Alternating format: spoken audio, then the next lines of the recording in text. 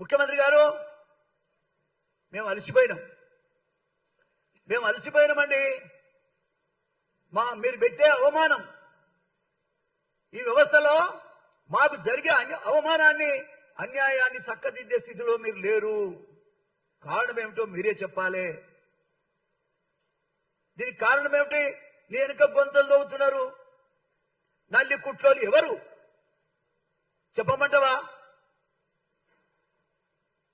అరే ఏం మాట్లాడుతున్నావా? నీ గవర్నమెంట్ కూలిపోవడానికి చాలా సిద్ధంగా ఉంది. నువ్వు ఒక్కడే పనిచేస్తే కుదరదు కదా.